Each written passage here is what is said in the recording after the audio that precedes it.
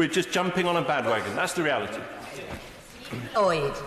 Thank you very much, Madam Deputy Speaker. I appreciate the SNP getting this important Opposition Day debate, and I appreciate being given the opportunity to speak in it.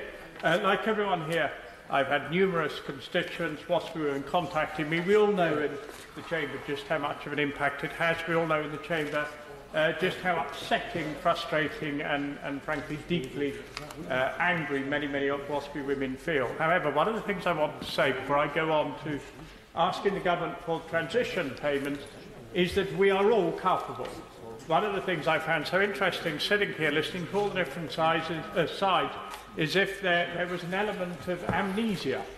Every single political party in the Chamber right now is culpable because of the WASPI issues, and listening to the Conservatives and Labour, it appears even the SNP might be as well. I don't know that for sure, so I'm not a Scottish MP or a Scottish constitutionalist, but I know that the Tories, with the 1995 bill, didn't, I think, inform people right from the beginning about what was happening.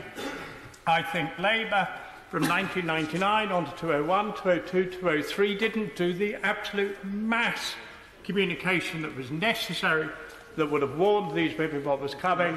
And I hold my hands up as a member of the coalition government. I think in 2011, when we changed the ages, I don't think we really got out enough information there. So the first thing I'd like to say, despite all the Sturm and Drang in the Chamber, is I think we have let WASPI women down.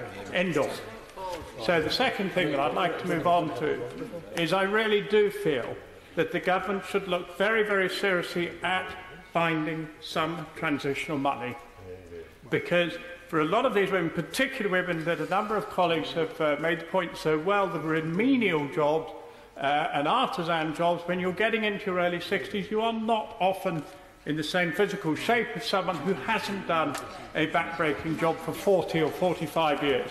So I would urge the government. They understand, I do believe the Minister understands and the Government understands the strength of feeling, the passion, the anger, the exceptional frustration that so many WASPI women feel. I will give way. I'm really grateful to the Honourable Gentleman for giving way. And does he agree with me that it's totally unfair that these women are not paid their pension when they've got a full contribution record, and instead they're being made to work beyond a time when they're able, or forced to rely on insecure benefits that are too low? I thank the honourable member for her contribution. I think it is an incredibly important point. Many years of contributions, many years of a back-breaking job. But I do get back to the fact we are all culpable. We know that. We know that in the Chamber. Conservative, Labour, Coalition, and according to the Conservative and Labour, SNP as well. So what I would do, I wouldn't advocate, because I would be lying to my constituents, frankly. I wouldn't advocate that we're going to cancel the retirement age and take it back to 60. We know we're telling whoppers. Anyone who says that knows that that's not going to happen. No, I'm going to continue. I just think if people honestly say that to their constituents, well, I'm not going to cast any slurs at anyone in the Chamber. No, I'm not. I'm going to finish.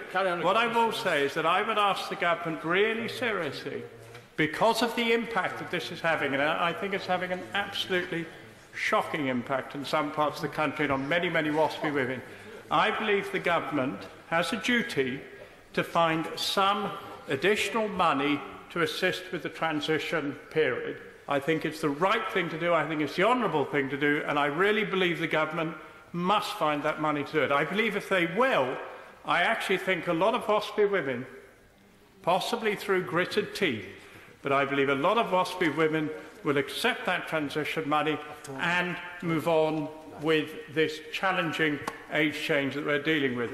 Without that, I believe the anger will increase, the sense of justifiable unfairness will increase, and it will leave a real scar for a heck of a lot of women born in their 50s who have contributed not just to the greatness of our nation, but crumbs all the children and the grandchildren and the families that have made our country what it is today. So what I would urge the government, I would urge the Minister, I would ask him to go to the Chancellor and say, find an element of transition money that at least will pay and allow some of the WASPI women, or the WASPI women, at least allow them to have the funds that will make up for not just losing the 6 years in many cases, but actually ending up, or has ended up costing so many women so much money. So I would urge the Minister, find a way, find some transition money, make a difference, do it now.